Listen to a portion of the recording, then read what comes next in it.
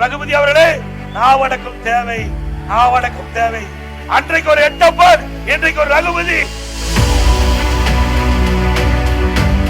30,000 கோடியை வைத்துக் கொண்டு திரு உதயநிதி அவர்களும் திரு சபரீஷ் அவர்கள் என்ன செய்வது என்று தெரியாமல் புலம்பிக் கொண்டிருக்கிறார் என்று உங்களுக்கு 10 ரூபாய் யாரு ஞாபகம் வருது? செந்தில் பாலாஜி என்று ஒருவர் இந்த துறைக்கு அமைச்சரா இருந்தார். அந்த 10 ரூபா வாங்குறது மட்டும் ஆண்டுக்கு 22,000 கோடி மேலிடத்துக்கு போயிருக்குது. உள்ளாட்சித்துறை அமைச்சர் அந்த துறையில இன்னைக்கு பணியாளர் நியமிப்பதில் 800 கோடி ஊழல். 73 ஆண்டு காலம் 2021 வரை பல கட்சி ஆட்சி செய்தது. அந்த 73 ஆண்டு காலத்துல தமிழ்நாட்டு அரசுடைய கடன் 5,18,000 கோடி.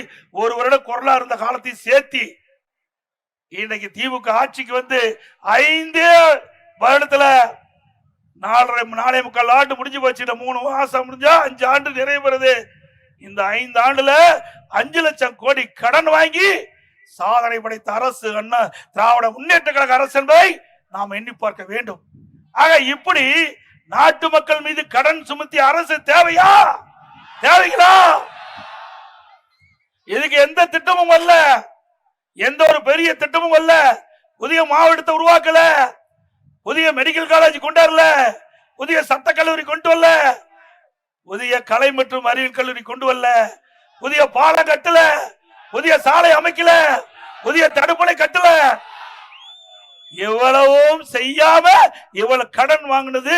இந்த பணம் எல்லாம் எங்கே போச்சு? எங்கே போச்சு? மக்கள் கேட்கிறாங்க. ஸ்டாலின் அவர்களே, 2 ஆண்டுக்கு முன்பாகவே நிதி அமைச்சர் திரு பழனிவேல் தியாகராஜன் அவர் ஒரு கருத்தை குறிப்பிட்டார். எல்லா ஆடியோவிலையும் பார்த்திருப்பீங்க. 30,000 கோடியை வைத்துக் கொண்டு திரு உதயநிதி அவர்களும் திரு சபரீஷ் அவர்கள் என்ன செய்வது என்று தெரியாமல் புலம்பிக் கொண்டிருக்கிறார் என்று இந்த ஆடியோவில் வெளியிட்டாங்க. இதுவரைக்கும் ஸ்டாலின் மறுப்பு தெரிவிக்கல. ஆக இந்த பணம் எல்லாம் எங்க போச்சு? போற இடத்துக்கு மேல இடத்துக்கு போயிருக்குது. இப்படி ஆட்சி தேவையா? இந்த ஊழல் ஆட்சி தேவையா? அதோட டாஸ்மாக் உங்களுக்கு 10 ரூபாய் யாரு ஞாபகம் வருது? செந்தில் பாலாஜி என்று ஒருவர் இந்த துறைக்கு அமைச்சராக இருந்தார். டாஸ்மாக் கடையில பாட்டில் வாங்கினா 10 ரூபா அதிகமா கொடுக்கணும். ஆக அந்த 10 ரூபா வாங்குறது மட்டும் ஆண்டுக்கு 22,000 கோடி மேலிடத்துக்கு போயிருக்குது. 4 ஆண்டுல. சாதாரண விஷயமா? இன்னைக்கு மத்திய அரசு இடி டாஸ்மாக் நிறுவனத்தில் அதை சோதனை நடத்தி சுமார் 1000 கோடி ஊழல் செய்தாக இன்றைக்கு தெரிவிக்கப்பட்டு நீதிமன்றத்தில் அந்த வழக்கு நிலுவையில் இருக்கின்றது. ஆக இந்த 10 ரூபாய் பாட்டிலுக்கு இன்னைக்கு கூடுதலா வாங்கி இருக்கிறாங்க. அதையெல்லாம் சட்ட நீதியாக அண்ணா திமுக ஆட்சி வந்தவர்கள் விசாரணை மேற்கொள்ளப்படும். அதோடு உள்ளாட்சித்துறை அமைச்சர் அந்த துறையில இன்னைக்கு பணியாளர் நியமிப்பதில் 800 கோடி ஊழல். 800 கோடி ஊழல் நாம சொல்லல, இடி விசாரணை மேற்கொண்டு ஊழல் செய்யப்பட்டிருக்காங்க. அதுக்கு எஃப்ஐஆர் போட வேண்டும் என்று 2 முறை இந்த விடியா திமுக அரசுக்கு அறிக்கை வெளியிட்டு இருக்கிறாங்க, அறிக்கை அனுப்பி இருக்கிறாங்க. இதுவரைக்கும் எஃப்ஐஆர் போடல. திமுக அரசு எஃப்ஐஆர் போடல. அண்ணா திமுக ஆட்சி வளர்ந்தவுடன் இதற்கு தீர்வு காணப்படும் சட்ட நீதியாக. அத்தனை ஊழல், ஊழல் நிறைந்த அரசாங்கம் திமுக அரசாங்கம். அங்க ஒரு ரகுபதி ஒரு மந்திரி இருக்கார். வேஷ்டி மாத்தி கட்டிட்டு போய் அங்க அமைச்சர் இடம்பெற்றிருக்கார். வெக்கமான சூடு சுரணை இல்லாம அண்ணா திமுக அடையாளம் கொடுக்கப்பட்டது. அண்ணா திமுக தொண்டை நிர்வாகி இரவுகள் பாராம அவர்களுக்கு எம்எல்ஏ ஆவதற்கு உழைத்தார்கள். அதன் மூலமாக அம்மா அமைச்சர் என்ற அடையாளத்தை கொடுத்தார். அந்த அடையாளத்தை வைத்துக் கொண்டு துரோகத்தின் வடிவமாக இருந்து திமுகவை தஞ்சமடைந்து பதவி சுகத்தை பெற்றுக் கொண்டிருக்கின்ற ரகுபதி அவர்களே, நாவடக்கம் தேவை, நாவடக்கம் தேவை. அன்றைக்கு ஒரு எட்டப்பன், இன்றைக்கு ஒரு ரகுபதி. ஆண்டவன் உன்னை மன்னிக்க மாட்டார். இங்கே அண்ணா திமுக உழைப்பால் உங்களை அடையாளம் காட்டப்பட்டது. அதிமுக கட்சியால் திரு ரகுபதி அடையாளம் காட்டப்பட்டவார்.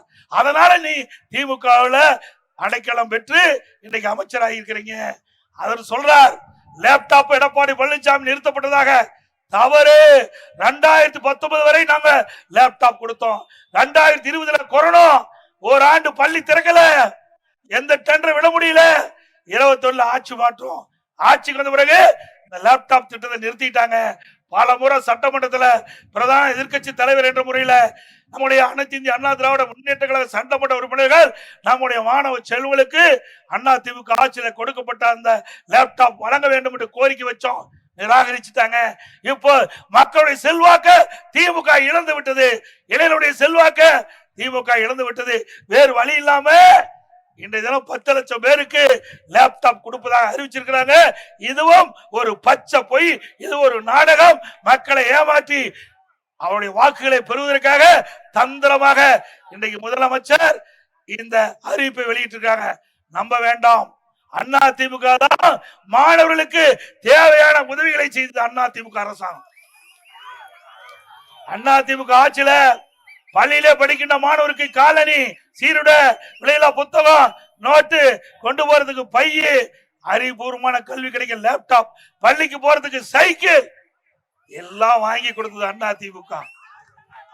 எந்த ஆட்சியில் இப்படி கொடுத்தாங்களா? அதை தடுத்து நிறுத்தியது திராவிட மாடல் ஆட்சி. சிந்திச்சு பாருங்க. அனைத்து இந்திய அண்ணா திராவிட முன்னேற்ற கழகம் மக்களுக்காக தொடங்கப்பட்ட இயக்கம். பொன்மனச்சம்பல் புரட்சி தலைவர் எம்ஜிஆருக்கு வாரிசு இல்ல, அம்மாவுக்கு வாரிசு இல்ல. இங்க இருக்கின்ற நாம் தான் நம்முடைய தலைவருடைய வாரிசு. அந்த இருவரும் தலைவர்களுக்கு நாம் தான் பிள்ளைகள். நமக்காக பாடுபட்டார், நமக்காக வாழ்ந்தார்கள்.